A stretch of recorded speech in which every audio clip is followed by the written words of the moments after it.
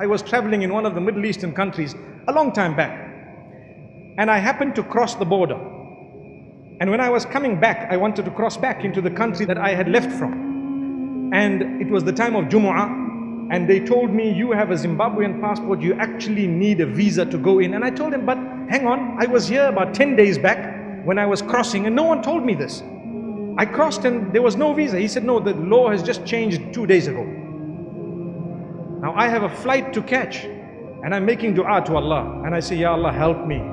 Ya Allah, I'm in need. Help me, Ya Allah. What am I going to do? I've got a flight to catch, and I need to return home. And so it was the time of Jumu'ah, and the adhan went. And mashallah, there was a masjid in the border post. And so I went, I'm making dua to Allah, and I sat down. And the Imam spoke about, now this is called the help of Allah. Not from me, nothing at all. The Imam was speaking about helping people in desperation, helping people in need, and how Allah will assist you if you assist someone who's desperate, who's in need. And guess what? There was a man next to me who greeted me, and I greeted him back. And then I greeted him immediately after the talk. And I nodded my head, smiled at him and so on, and we started our salah. We were standing in the saf, straightening, the feet, and I started my salah and I ended. And when I finished, I made a dua to Allah subhanahu wa ta'ala, oh Allah, I don't know, it's only you that's going to help. And so what happened is, I came out, I had hope in my heart, but I was also making a plan B, to say, let's go back and we'll do this, we'll change tickets, perhaps leave from another city altogether. And as I went in, I told this brother who was behind the counter that, look, you know what, please, I need your help. He says, only my boss can do it for you. So can I see him? He says, yeah, well, you can, maybe. You can enter that door, and if he's there, you're lucky. So I went by the door, there was someone cleaning. Knocked on the door opened. Who was the boss?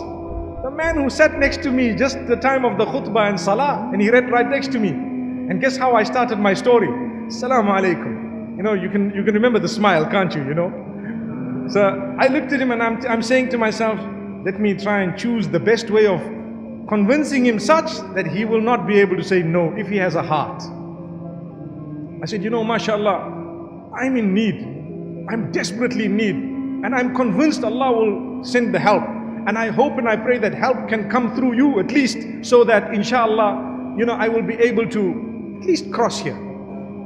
He looks at me and he thought for a moment, and I'm quite certain that the words of the Imam were ringing in his head.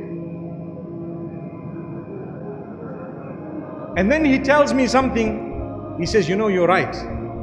It's only from Allah, not from me. He wrote in my passport, this man has been given oral permission to enter the country. The Arab nations, some of them, they have this. I don't know about now, but I'm talking of quite a while back. And he wrote it. I went to the front. The man looked at it and smiled. He stamped it and let me cross. As simple as ABC. But my life was coming to an end, basically, if that didn't happen. Not to an end, but what I mean is, it was going to be quite difficult. And then I told myself, I said, this is Allah subhanahu wa ta'ala. Imagine if we didn't greet. Imagine if I just sat. Imagine if he didn't greet. It was his quality. He was a big boss. I didn't even know. But he greeted, and this is what helped. And I greeted back. And this is why, remember, sometimes we are arrogant. It's shaitan that overtakes us. We are human. We need to check it again. Make sure you remove it. Fight it. Fight it. Be humble. I've seen people with mega wealth, and you'll never pick up that this man has wealth.